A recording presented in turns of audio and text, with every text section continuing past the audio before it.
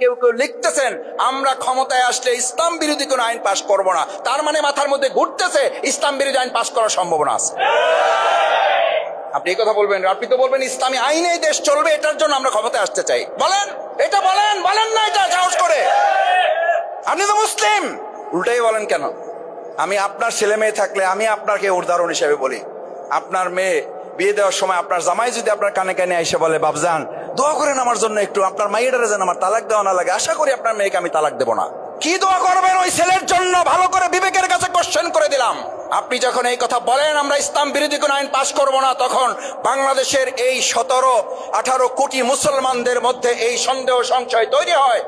আপনারা ইতিমধ্যে যে ঘোষণা আমাদের আর এক ফ্যাসিস্ট হাসিনা দিয়েছিল মদিনার সনদে, এই কথা বলার সাথে সাথে আলেমদের উপর নির্যাতন শুরু হয়ে গেল।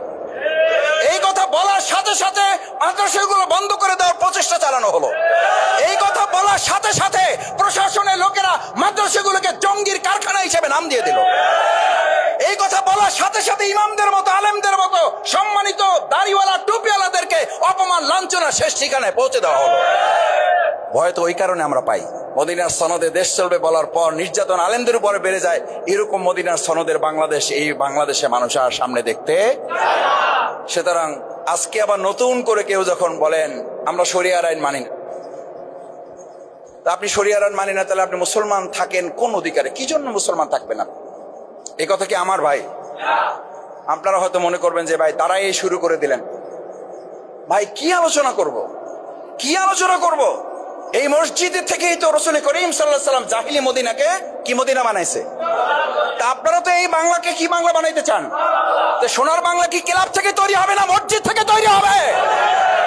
কি বলেন আপনি? আমাকে আলোচনা করতে দিয়েন না, কোনো অসুবিধা নাই। রাস্তায় রিকশার উপরে দাঁড়িয়ে কথা বলবো, হাজার হাজার মানুষ সামনে এসে আল্লাহর মেহেরবানিতে দাঁড়িয়ে যাবে।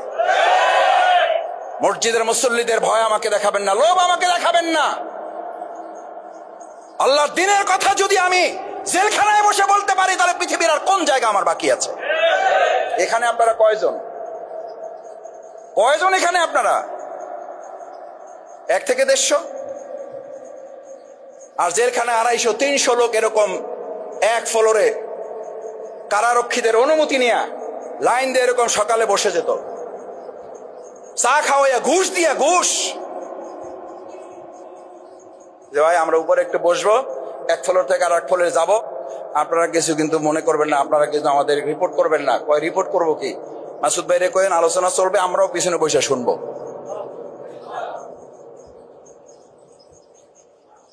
আমরাও পিছনে বসে শুনবো।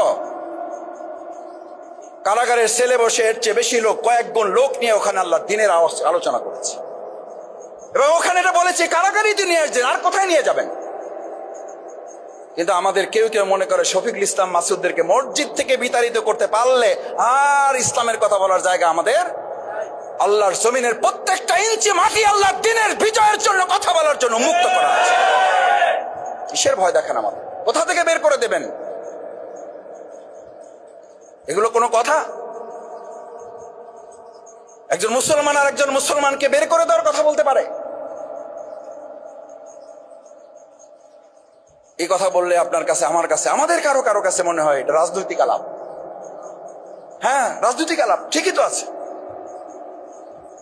ব্রিটিশদের সবচেয়ে বড় আমাদের প্রতি জুলুম ছিল অর্থনৈতিকভাবে আমাদেরকে শেষ করা না। ব্রিটিশদের সবচেয়ে আমাদের প্রতি অত্যাচার ছিল আমাদের মাথা থেকে ইসলামের রাজনীতি বের করে দেওয়া।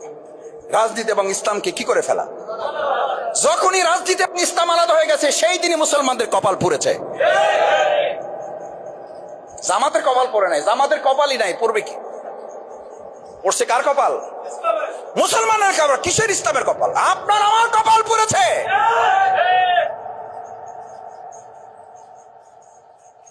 মুসলমানদের যদি আবার সেই সম্মান মর্যাদার জায়গায় পৌঁছতে হয়, তাহলে রাজনীতি এবং ইসলাম একসাথে না, ইসলামের রাজনীতি দিয়ে শাসন দেশ পরিচালনা করতে হবে।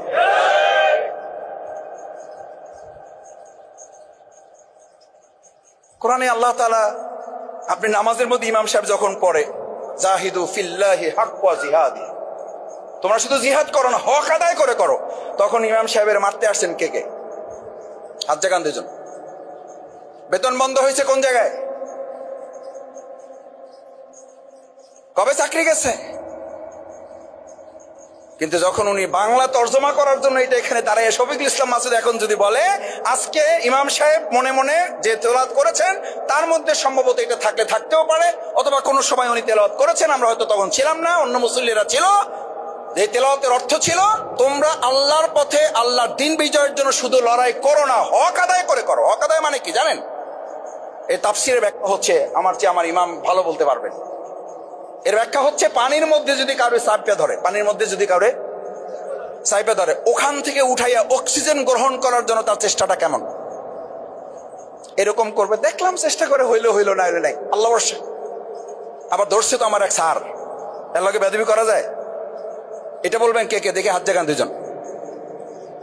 যে স্যার যদি কোনো ছাত্রকে পানির নিচে চাইপে ধরে, আচ্ছা আরো ইমোশনাল কথা বলি, মা যদি বাচ্চাকে গোসল করাইতে নিয়ে পানির নিচে চাইপে ধরে, তো বাচ্চা একটু বুঝদার যদি বাচ্চা হয় তাহলে সে বলবে মা পানির নিচে বেহেশত, ধরছে চাইপে, আল্লাহ ভরসা, থাইকে গেলাম, মরলে তো সোজা জান্নাতে চলে যাব।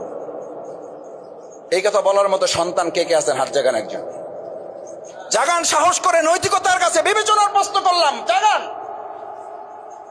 আল্লাহ এটাকে তার ভাষায় বলেছেন হাক্ক জিহাদি। তোমাকে গোটা পৃথিবী যদি চেপে ধরে,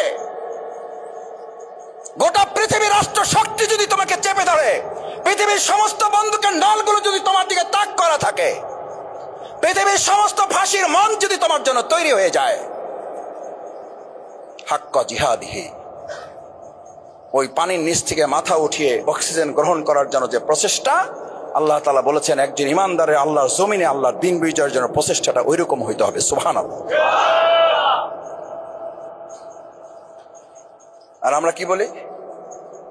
ভাই নামাজ কালাম পড়ি, তাহাজ্জুদ আলহামদুলিল্লাহ বাড়াইছে আগের চেয়ে, কিন্তু কোনো ঝইঝামেলা যাইতেছে না, কোন ঝইঝামেলা যাইতেছে না ভাই। মিল্লামিশা থাকতে চাই, থাকেন মিল্লামিশা, মিল্লামিশা তো আমরাই থাকতে বলি। এখানে সব কৃষি জমির মালিকরা আছেন, আগাছাও আছে, ফসলও আছে। কে কথা বলেছেন ফসলও থাকুক আগাছাও থাকুক, মিল্লামিশা থাকুক? একজন কৃষক হাত জাগান। আল্লাহ সাক্ষী করে সাহস করে হাত জাগায় হালান যে আমি আমার জমিতে এই সিদ্ধান্ত নিয়েছি, আগাছাও থাকুক। এই সিদ্ধান্ত ভুল কর্মে, কোনো ভয়ে, কোনো লোভে যদি সে নিয়েও থাকে, ফাইনালি ওই জমি থেকে আগাছা পাবে না ফসল পাবে? আমরা আমাদের এই জমিনটাকে আল্লাহ তাআলা বলেছেন এটা একটা জমিন, আর দুনিয়া মাজরাতুল, বলেন আর দুনিয়া মাজরাতুল, এখান থেকে দুনিয়ায় জমি চাষ করলে ফসল পান, আর এখানে ইসলাম চাষ করলে পরকালে জান্নাত পাবেন। সুবহানাল্লাহ। কোনটা গুরুত্বপূর্ণ? জমি না ইসলাম? ধান না ইসলাম? কিন্তু আপনারা তো ধানটাকে গুরুত্বপূর্ণ মনে করলেন, ডাইলটাকে গুরুত্বপূর্ণ মনে করলেন, খেসারি ডাইলটাকে গুরুত্বপূর্ণ মনে করলেন। কিন্তু যে ইসলামের জমি চাষ করলে আপনি জান্নাত কিংবা জাহান্নামের পথিক হবেন, মালিক হবেন, সেই জান্নাতের কথা মাথা থেকে ফেলে দিলেন। এখানে যদি আপোষ করার মানে হয় যে আপোষ করা মানে হলো আপনি ফসল পাবেন না, কি পাবেন?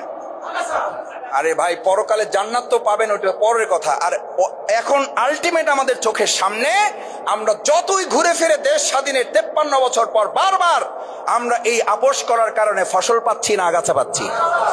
ইনশাআল্লাহ আমরা 2026 সালে এইরকম মিল্লামিশা থাকতে গিয়ে আমরা আবার আগাছা পাইতে চাই। সবাই হাত জাগান।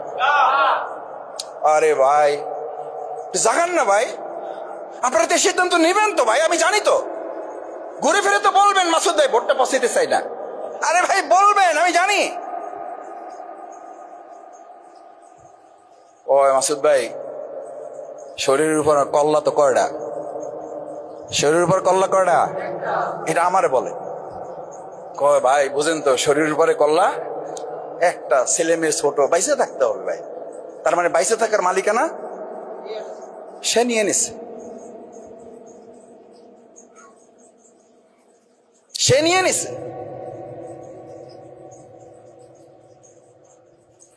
অথচ আল্লাহ সুবহানাহু ওয়া তাআলা বলেন,